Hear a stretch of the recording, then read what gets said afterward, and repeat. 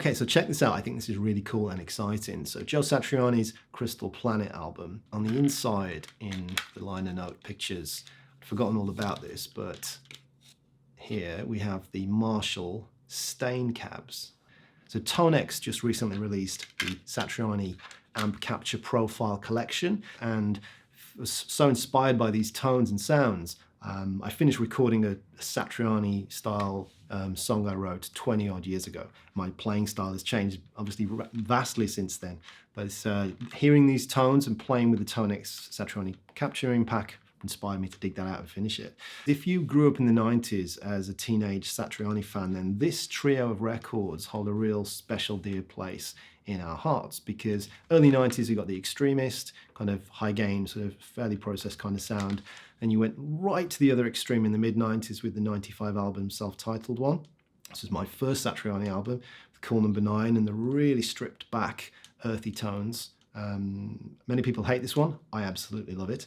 And then what I think is his best album, which blurred the two worlds, we've got the Crystal Planet from '98. So the reason I think the Crystal Planet is probably his best recorded tones is it was higher gain, but it still had a woody, earthy kind of plexi sound to it.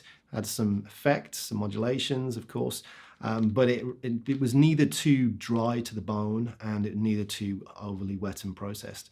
And I felt like it was that real sweet spot of modern production techniques, still going to tape, I would imagine. So the reason I think TONEX or IK have like missed a trick here in terms of marketing this is because I think they've actually captured the exact amps that Joe was using on many of these records, as you can see when watching the old Satriani, Real Satriani documentary, and when you watch the promotional material for TONEX themselves, you can see the stain cab as they were capturing it, and as I was showing earlier in the liner notes. Here you've got what I think is the 71 or 69 plexi, and then obviously these are, you can see the stains on the cabs.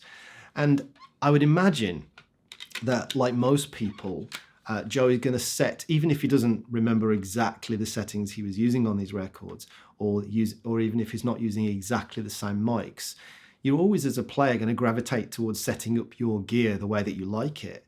So I think there's a very strong chance that many of the tones in these capture packs from IK are going to mirror very closely to what these kind of records give you. And there's some real gems in there. So I remember reading in an old guitarist magazine, one second, this, when Crystal Planet came out. So this was, in fact, I didn't have the magazine, so I eBayed this just to make sure that my memory wasn't playing tricks on me. So yeah, in it, Joe talks about the Up in the Sky solo sound, and he talks about the amps he's using, so Marshall 6100s, a 5150, and it's definitely in that ballpark. You see there's the capture of the 71, the crunchier, Super Joe crunchier and crunch one. Then there's the 5150, both using the stain cabs. And I think it gets remarkably close to those 90s Joe Satriani tones. Crystal Planet in particular, you've got that very aggressive pushed plexi, woody kind of plexi sound, but also blending in that 5150 tone as well. And you get both low gain and high gain sort of captures of those amps in the collection. I also went spelunking through the old Satriani documentary, where there was like an hour-long documentary for the making of the self-titled album with the one that was the band record. So here you've got like Nathan East, Manu Cash and Andy Fairweather Low, and it was produced by Glenn Johns, I think it was. And in that documentary, you know, it's a very illuminating watch for many reasons, but you can kind of spelunk through and take like screenshots of the various amps and things.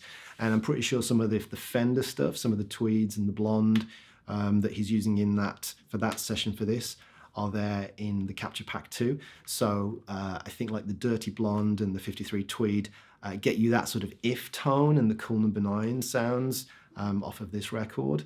Again, maybe this one's not as popular, people don't care about this, but I think they're gorgeous, gorgeous tones, very organic. And again, it just sort of sounds like Joe would have gone up to the amps and set them up in this way. On Selina's song, I was using the 71 Super Joe crunchier and also the lower crunch channel for the main lead tone.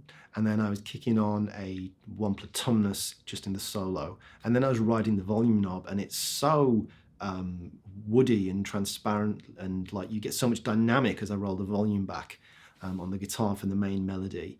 And then also it's got that spittiness nature, that kind of woody spittiness to it when you go full beans on it. Yeah, really, really nice. And then for some of the other tracks, I was using the Fenders. So remarkably in this Joe Satriani collection, there's some gorgeous clean sounding Fenders where they got a very clean tone and then a really pushed dirty tone out of them. So I think I was using the 64 hand-wired Deluxe for the main arpeggio part. But then in the middle break section, I was using like the 5150 crunches and some of the 53 tweed one for some of the arpeggio stuff, getting a nice range of sort of tones there. So if you dig beneath the signature amp, and if you dig beneath some of the more the tones that you think of with Joe Satriani, like his JVM or the 6100s, and you kind of dig into like the older amps and the vintage ones, I think there are some absolute gems here that sound and feel great to play and are very reminiscent. When you set up the delay and reverb and the octaver and stuff around it, gets, I think, very, very close to those, for what is for me the holy grail Satriani stain tones of the 90s. Yeah, so I just wanted to do a video talking about this and highlight some of these, what I think are real gems in this collection. And I've had a great fun delving into my past and finishing off this track. It's nice to do some original music, original-ish, I guess. I'm ripping off Joe so much, of course. So what do you think of the IK Multimedia TONEX Satriani amp collection? Have you got it? And what are your favorite captures and sounds from that? And what's your favorite Satriani album? Are you a 40-year-old semi-boomer like me and loving all of these records? I'd love to know. Let me know in the comments. Thank you so much for watching. If you're enjoying the videos and the content and you want to support me, then maybe click like, subscribe, ring the bell. And of course, you can always check out my app Solo for learning to visualize the fretboard. Just to be super clear and transparent, I do have a relationship with IK Multimedia, or the Solo app does, in that we collaborate with them. But this is not a sponsored video. I've bought and paid for the Satriani collection myself, the TONEX pack, and IK don't know I'm making this video. There's links to everything in the description below, or maybe to the side. I think it's moving around. And I'll also put the backing track there to Selina's song. So if you want to jam your best Satriani-inspired licks over that cheesy ballad, then knock yourself out. And yeah, until next time, I'm off to go and shred some more. And yeah, catch you later.